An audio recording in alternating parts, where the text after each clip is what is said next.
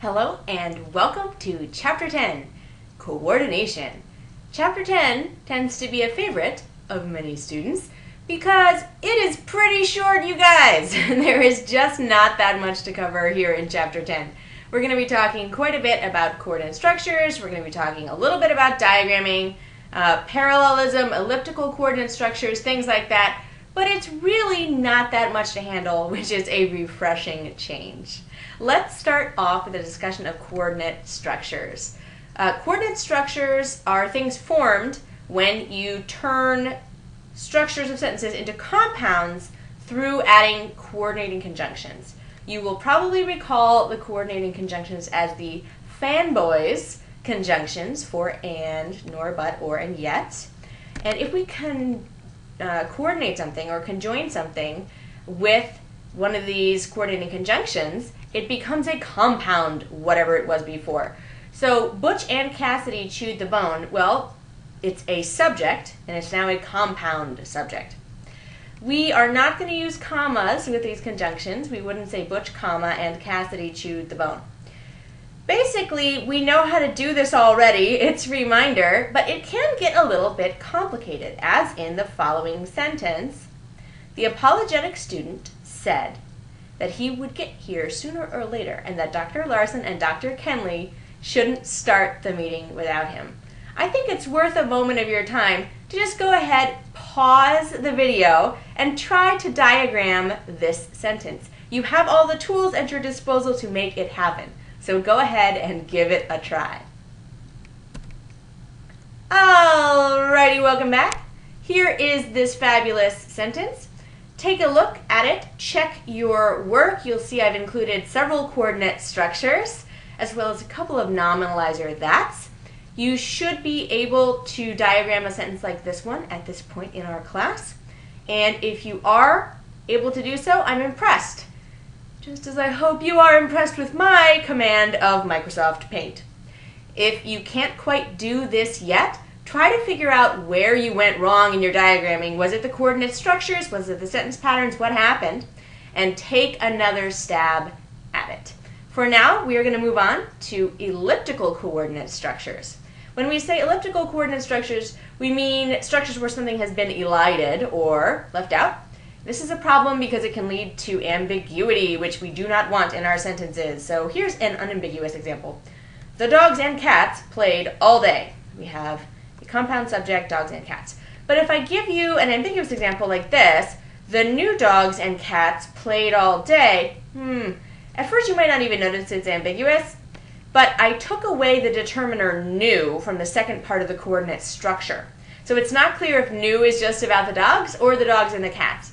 I could have said the new dogs and the new cats played all day. That would have cleared things up. But it's a little clunky. So you want to retain your writing style, but at the same time, try not to write ambiguously. Let's talk a little bit now about correlative conjunctions. These are distinct from the coordinating conjunctions we have just seen. There are only 3 of them. They are both and, either or, and not only but also. We're going to do these on either side of the dotted line with the little hyphen in there.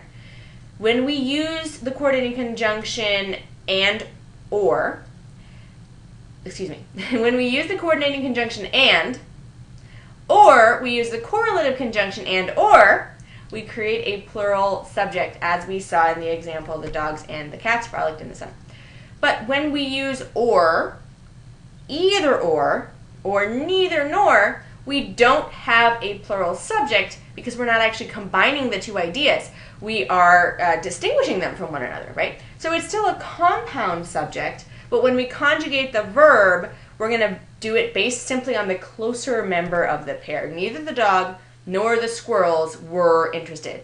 So it would have been the dog was not interested, right? But squirrels, plural, so I'm matching my verb conjugation to the closest member of the pair. Here's another sample sentence. Does the faculty advisor or the students make the decision, right? So that's a little bit of a clunky sentence, but you'll notice that make is in fact coordinated with students. And as I mentioned, we are going to diagram the correlative conjunction on either side of the dotted line, like so. Neither the dog nor the squirrels were interested. Pretty neat. Again, turning neither nor on their side. That's what it should look like in your diagram. Let's talk about parallel structure. Allow my composition teacher side to come out for a moment. This is a mistake I see all the time in student writing and in professional writing too, to tell you the truth. And you want to try to avoid making this error. So let's talk about what it is and what it means. Parallel structure. So coordinate structures have to be parallel, which is to say that all the parts of the structure have to be of the same grammatical form. So when we're using conjunctions to join noun phrases, we have to join them to other noun phrases. We can't join a noun phrase to a verb phrase. When we're using conjunctions to join verb phrases, we have to join to like parts of speech, to like grammatical structures. So for example, if I'm using the correlative either or, I might say either they will fly straight home or stop overnight in Iowa. This sounds fine at first blush, but if you think about parallel structure, you'll recognize that there's a problem. What is it? Well, the first member of the pair, they will fly straight home, that's a complete sentence. But the second member of the pair, stop overnight in Iowa, that's just a verb phrase, yeah? Not a complete subject and predicate. So we either have to make both of them verb phrases or both of them complete sentences. How come? Well, from a purely practical standpoint, otherwise we're not going to be able to diagram them, right? If the structures aren't parallel, we're not going to be able to link them up with conjunctions. So be on your guard for faulty parallelism. Okay, let's talk about something now that I'm actually pretty thrilled to be able to introduce. Coordinating complete sentences. Yes, we finally get to do this. In English, we join independent clauses with coordinating conjunctions all the time. We just string these massively long sentences together, and frequently we have just a bunch of independent clauses that we link up, link up, link up, link up.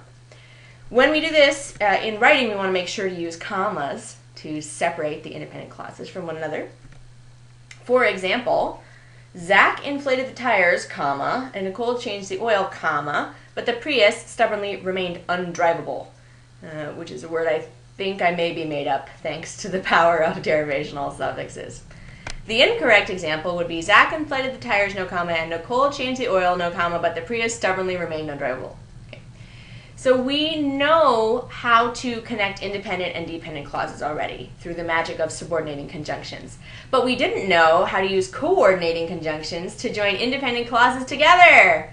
Until now, until this magical day. Pretty exciting.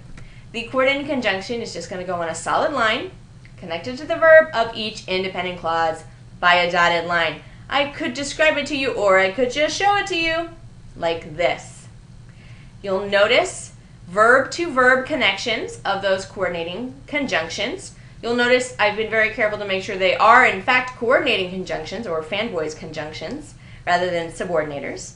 And verb to verb on a solid line with dotted lines in between, doing sort of a step or a stair shape. This is how we link independent clauses together, and it's something I will expect you to be doing from now on. Cassidy says, you are doing so well, you have learned so much. There's hardly any type of sentence you don't know how to diagram now. All that remains is for you to practice, practice, practice. Keep up the good work, and we will see you soon.